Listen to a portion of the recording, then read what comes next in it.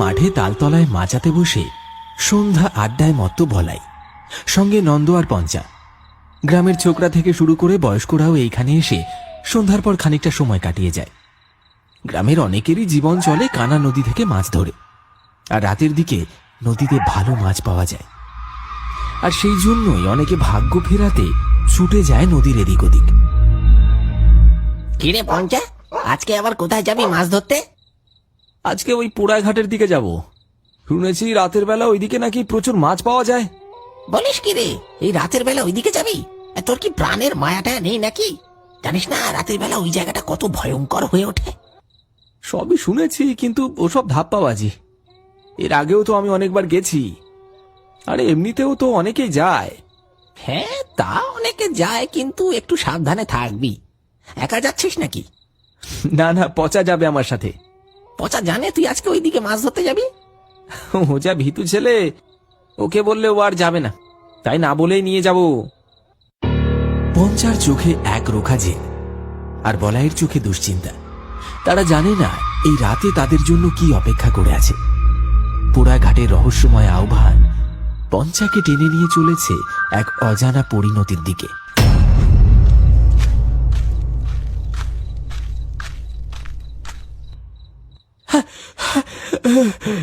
এই তোরা এখানে আড্ডা মারছিস, আর আমি সেই থেকে অপেক্ষা করছি চৌরাস্তার মোড়ে। ভাবলাম তোরা বুঝি চলে গেছিস। পচার দিকে তাকিয়ে পঞ্চার বলাই একে অপরের দিকে মুখ চাওয়াচাওয়ি করে মুচকি হাসল। আরে বাবা, একটু গল্প করছিলাম, তুই এসে গেছিস, চল এবার। কিরে পচা, এই রাতের বেলা কানা নদীর দিকে যাচ্ছিস যে? তোর তো ভূতের ভয় লাগে। আসলে পঞ্চা বললো আজকে নাকি ও আমাকে একটা ভালো জায়গায় নিয়ে যাবে, সেখানে প্রচুর মাছ ওঠে, তাই যাচ্ছি। সে তো উঠবেই, দেখবি কানা নদীতে মাছ ধরতে গিয়ে যেন ভূতকে না ধরে ফেলিস আবার। হ্যাঁ, এই বলাই, এই ভয় দেখাস না তো, চল পচা, দেরি হয়ে যাচ্ছে। ভূতের নাম শুনেই পচার মনে খচখচ করতে থাকে। মনোহর দাদুর মুখে অসংখ্য ভয়ঙ্কর গল্প শুনেছে সে, কিন্তু পচার উপর তার ভরসা আছে। পঞ্চা এসব বিশ্বাস করে না, আর সে সাহসী ছেলে। দুজন মিলে হাঁটতে শুরু করে কানা নদীর দিকে। গ্রামের শেষ বাড়িগুলো পেছনে ফেলে তারা যখন নির্জন মেঠো পথ ধরে নদীর দিকে এগোচ্ছে, তখন চারিদিকে ঝিঁঝি পোকার একঘেয়ে ডাক ছাড়া আর কোনো শব্দ নেই। আকাশের চাঁদটাও তখন পাতলা মেঘের আড়ালে ঢাকা, তাই টর্চের আলোতেই ভরসা।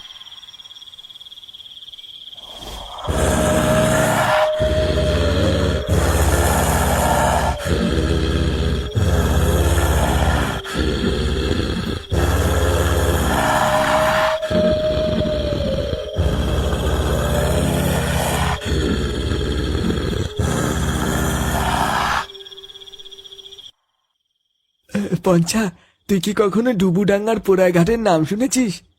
ধুর পাগল, আবার ভূতের গল্প শুরু করলি? আর এইসব পুরনো দিনের ভেলকি, ওই ভূত টুত কিছু নেই ভাই, ওসব ওই দাদু ঠাকুমার ভয় দেখানোর কায়দা। না রে, আমি মজা করছি না, ঘাটটায় সত্যি কিছু একটা আছে। মনোহর দাদুর মুখে শুনেছি ওইখানে নাকি একটা মাঝি পুড়ে মরেছিল। তারপর থেকে কেউ নাকি ওই ঘাটে ঘোরাফেরা করে আর জল চায়, আর যে জল দেয় তাকেই মেরে ফেলে। জল দিলে ভূত মেরে ফেলে? দারুণ প্লট রে ভাই, এবার ইউটিউবে চ্যানেল খুলে ফেল। তোর সবেতেই অবিশ্বাস, যখন ভূতের পাল্লায় পড়বি তখন বুঝতে পারবি, খ্যাসা বেরিয়ে যাবে। কিন্তু সেই মুহূর্তে তারা বুঝতে পারেনি তাদের অলক্ষ্যে নদীর পাড়ে দাঁড়িয়ে থাকা ছায়ামূর্তিটা তাদেরকে দেখছে। সে কি আদৌ মানুষ নাকি অন্য কেউ? ডুবুডাঙ্গা 24 পরগনার হারিয়ে যাওয়া একটা গ্রাম, যেখানে একটা পুরনো নদী ছিল, কানা নদী। বহুদিন আগে শুকিয়ে গেছে, কিন্তু একটা ঘাট এখনো আছে, যেটাকে বলে পোড়া ঘাট। বলা হয় এই ঘাটেই একসময় একজন মাঝি পুড়ে মারা যায়, আর সেই থেকে ওই জায়গাটা নাকি অশুভ হয়ে গেছে। শোনা যায় তার মৃত্যুর পর থেকেই তার আত্মা এখনো সেই নদীর আশেপাশে ঘোরাফেরা করে।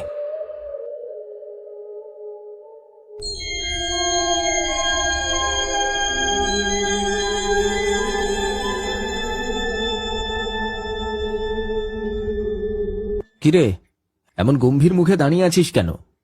তোকে দেখে তো মনে হচ্ছে কিছু একটা টের পেয়েছিস। দেখ ওইদিকে, ঘাটের একেবারে ধারে জল ধস নেমে যে জায়গাটা কাদার পাহাড় জমেছে, সেখানটায় কেউ বসে আছে। কোথায় রে? আমি তো কিছুই দেখতে পাচ্ছি না। কুয়াশার ভেতর বসে আছে, মুখ দেখা যাচ্ছে না, কিন্তু একটা কালো কম্বল গায়ে ঢাকা, একদম নড়ছে না রে, যেন পাথরের মূর্তি। আমি বলছি পঞ্চা, ওটা ওটা মানুষ না। ওর বসে থাকার ভঙ্গি দেখ, মনে হচ্ছে না ওটা কোনো মানুষ। তুই আবার শুরু করলি। হয়তো কোনো জেলে হবে, কুয়াশায় এমনিতেই সবকিছু অদ্ভুত লাগে।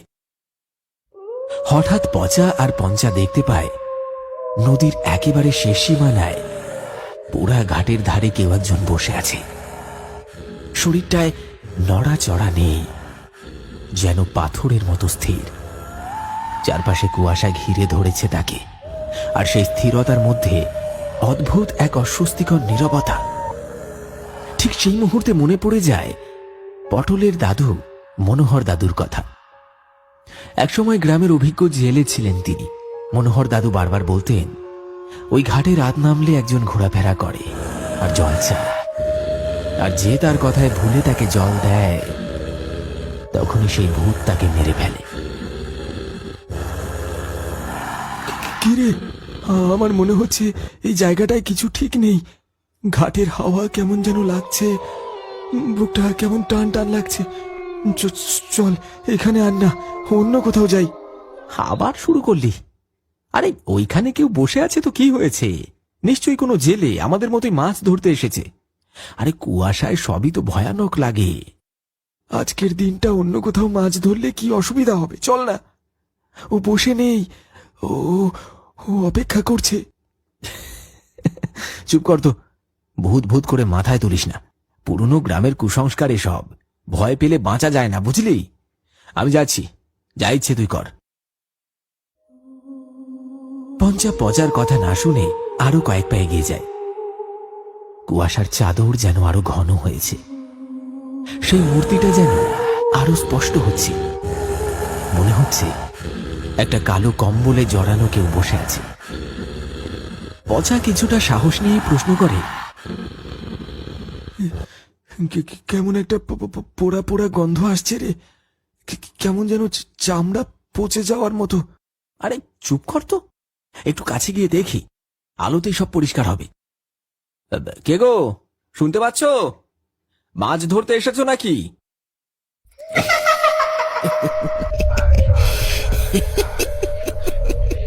কয়েক মুহূর্ত সব চুপচাপ।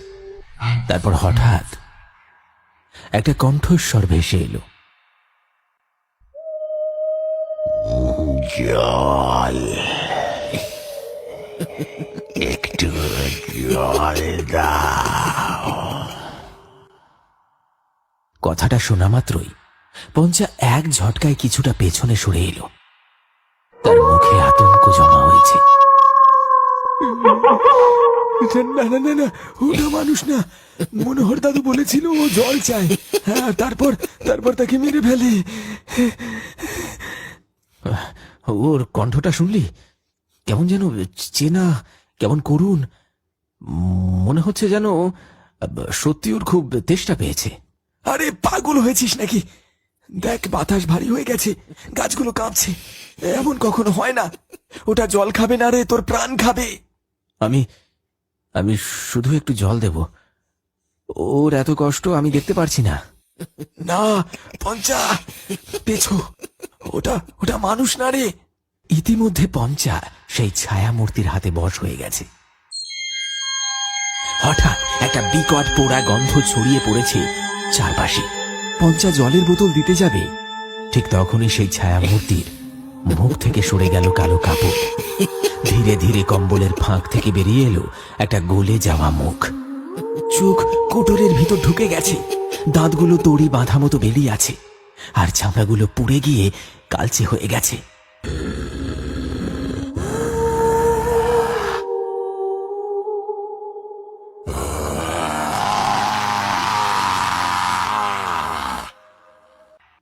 ও মা গো, এই যে সেই ভূত!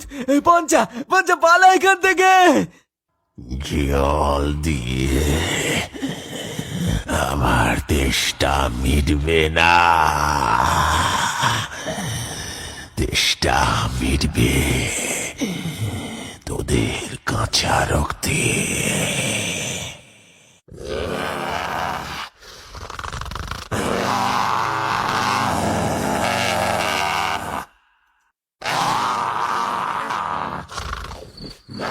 পঞ্চা তখনও এই ছায়া মূর্তির কাছে হতভম্বের মতো দাঁড়িয়ে আছে। কেবল ঝিঁঝি পোকার ডাক আর গোঙানির শব্দ ভেসে আসছে পচার কানে। পচার বুকের ভেতরটা ঢিপ ঢিপ করছে। সে পঞ্চাকে কুনুই দিয়ে গুঁতো মেরে পেছাতে ইশারা করে, কিন্তু পঞ্চা তখনও ওই মূর্তির দিকে তাকিয়ে। হঠাৎ মূর্তিটা খুব ক্ষীণ স্বরে বলে ওঠে, মনে পড়ছে না মনোহর দাদুর কথা? যে জল দেয় আমি তাকেই মেরে ফেলি। পচা মরিয়া হয়ে এক হাত চেপে ধরে পঞ্চার। সে ছায়ামূর্তি আরো শক্ত করে আঁকড়ে ধরে। পঞ্চার শরীর কাঁপুনি দিয়ে ওঠে। সে বুঝতে পারে তার শরীরের শক্তি যেন শুষে নিচ্ছে কেউ।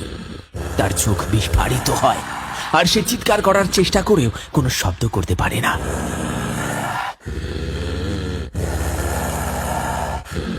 তার নিঃশ্বাস বন্ধ হয়ে আসে। পঞ্চা নিথর হয়ে মাটিতে পড়ে যায়। পঞ্চা তখনও অচেতন। মুখ সাদা, ঠোঁট ফ্যাকাশে, কিন্তু দেহে প্রাণ আছে। তার চোখ পড়ে পঞ্চার জামার পকেটে থাকা একটা দেশলাই বাক্স মাটিতে পড়ে আছে। পচা হাত বাড়িয়ে তুলে নেয় দেশলাইটা। এক মুহূর্তে যেন মনে পড়ে যায়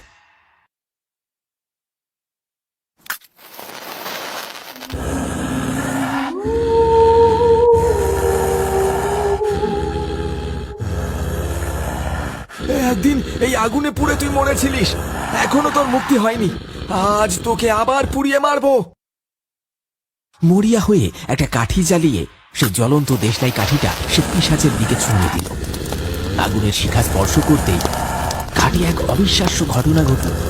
শুকনো হাড়গুলো যেন জল জল করে জ্বলে উঠল এক তীব্র লালচে আভায়। পচা দেখতে পেল সেই পিশাচের পোড়া কঙ্কাল দ্রুত দাউ দাউ করে পুড়তে শুরু করেছে। বিকট এক আর্তনাদ করে মূর্তিটা ছাই হয়ে মাটিতে মিশে গেল।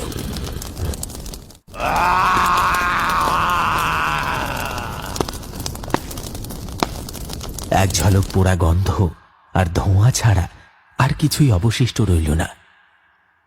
পচা পঞ্চাকে নিয়ে তার কুঁড়ে ঘরে ফিরে। পঞ্চাকে চাদর দিয়ে জড়িয়ে দেয়। তারপর 1 ঘন্টা পরে পঞ্চা ধীরে ধীরে চোখ মেলে। আমি আমি কোথায়? তুই এখন বাড়িতে। অনেক কষ্টে তোকে বাঁচিয়ে ঘরে নিয়ে এসেছি। ভূত বলে কিছু হয় না। বেশ তো খেষ্টা করেছিলিস। আর যাবি? আমার আমার ভুল হয়ে গেছে পচা, আমায় ক্ষমা করে দে। গ্রামের মানুষজন খোঁজ নিতে আসে। পচা সবকিছু খুলে বলে। অনেকে বিশ্বাস করে, অনেকে হেসে উড়িয়ে দেয়। তবে সেই রাতের পর থেকে গ্রামে আর কেউ রাতের বেলা সেই অভিশপ্ত ঘাটের ধারের কাছে যায় না। অশুভ শক্তি হয়তো আর তাদের পিছু নেয়নি।